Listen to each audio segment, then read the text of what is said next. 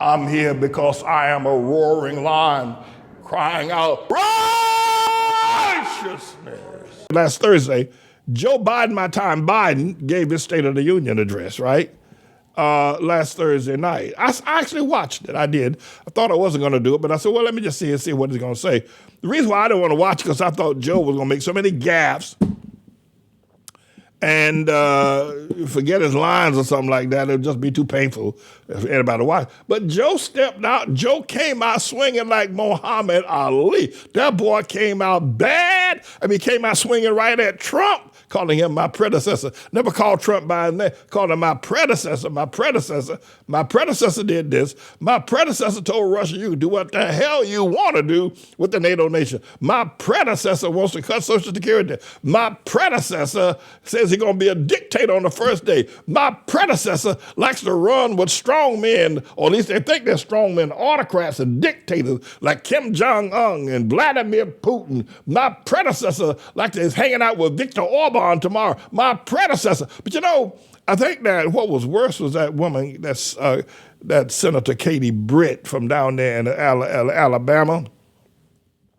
She gave the Republican response. I'm getting back to Biden. I'm not leaving him because he tore the house up. And I'm in support of him, by the way. But then they had this woman, Katie Britt, right, from down in Alabama. She's a senator, right? She's the mother. I was looking at her. I said, well, who is she? Why? Who? And had to sit in the kitchen. I thought that was even me. I thought that was insulting.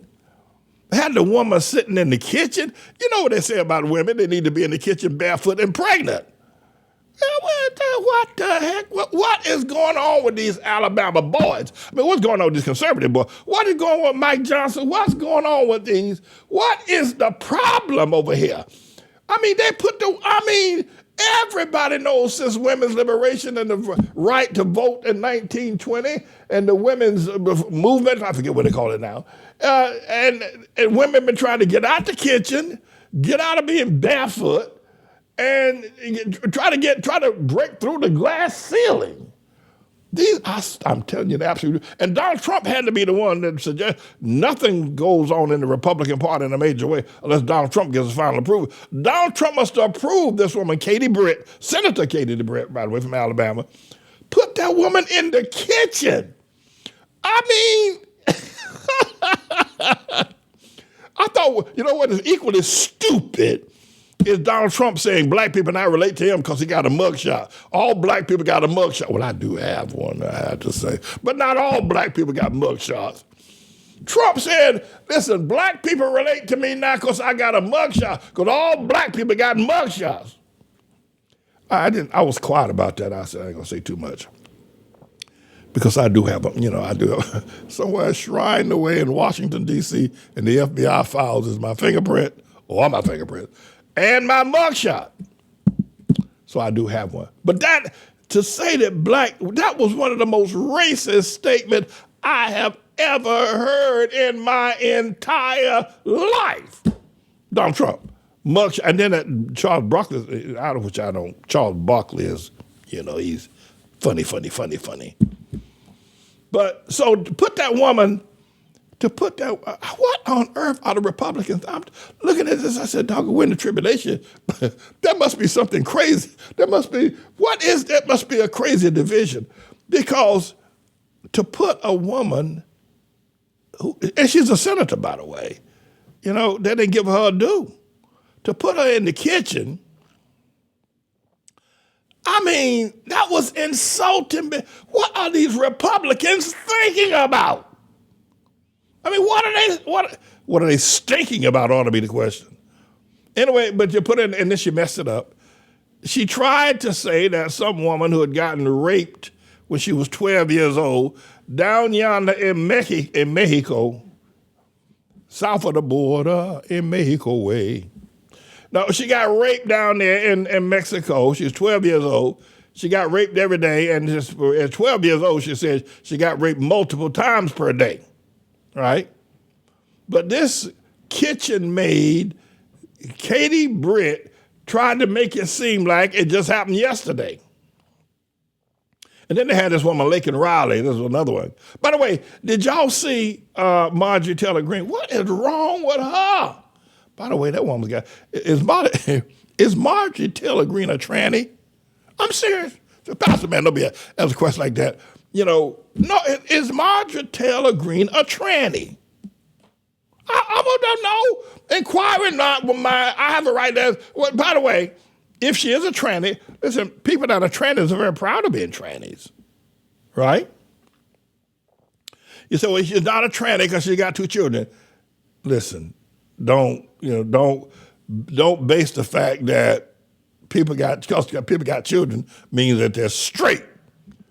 But the reason, you say, Pastor, why do you ask if she's a tranny? Well, a couple of things. I mean, because a woman wouldn't act the way Marjorie Taylor. I mean, okay, you can be an advocate, you can be very compassionate, you can be a compassionate Republican, passionate, and all that kind of stuff, and very fiery. But Marjorie Taylor Greene, she acts like a bull. She acts like a bully. That's why I think she's a tranny. That is, and then the other thing is that she was sitting up in the State of the Union address. Y'all see her? Sitting up there in the State of the Union address, right on the front row, right in front of Joe Biden, my time Biden, while he speaks, with a hat on that says, "Make America Great Again." Now, congressional rules say that you're not supposed to, that's against the law. Well, not against it's against the ethics of the House. But she did it anyway. She was sitting there, and then she started yelling at her, say, Lakin Riley, say Lakin Riley's name. Who's that sister sitting beside? Is that a bodyguard? And I mean, come on. I tell you what, if you put, let's say, see that red, put the Kansas City Chief, their uniform is red and white too. Is it? Yeah, it is. Yeah. They have different uniforms depending on where they're playing. But I think the Kansas City Chiefs, football team, y'all know them, their major uniform, see she's sitting right there. If you put a Kansas City Chief uniform on Marjorie Taylor, make her not a linebacker, make her a quarterback. That's right. Make Marjorie Taylor Greene the quarterback. By the way, the quarterback for Marjorie Taylor Greene is dating that other woman who I think she got some connection with Satan, that Taylor Swift woman. We'll talk about her later.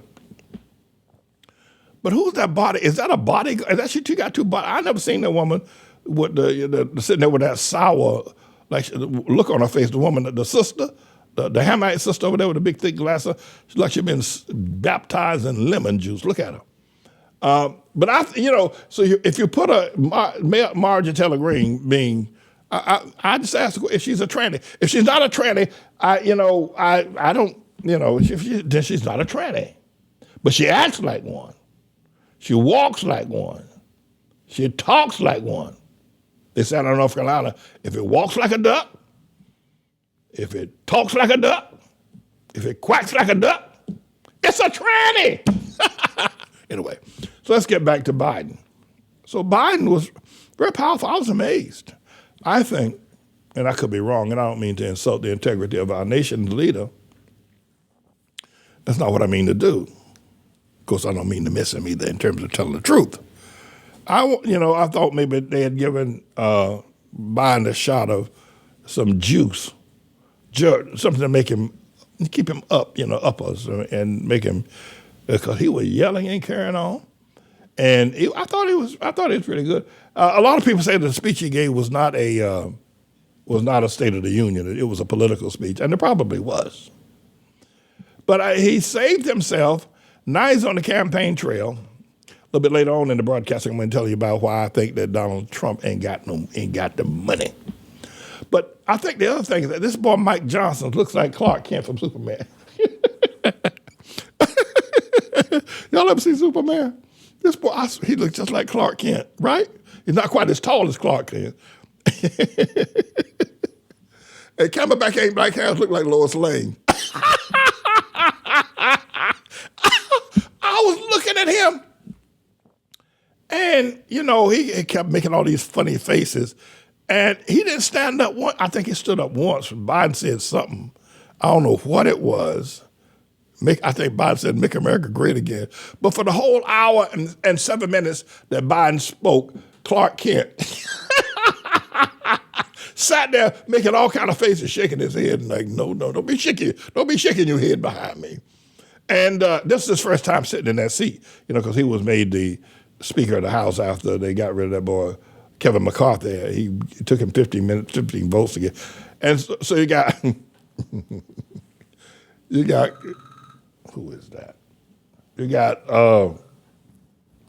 Clark Kent and Lois Lane. And the real Superman that night, well, I'm not going to say Joe Biden was Superman. A lot of people think, somebody wrote to me the other day and said, why don't I always hear you talking about tribulation Trump. I hear you always talking about Trump. Why don't you say something against Biden? Well, what do you want me to say?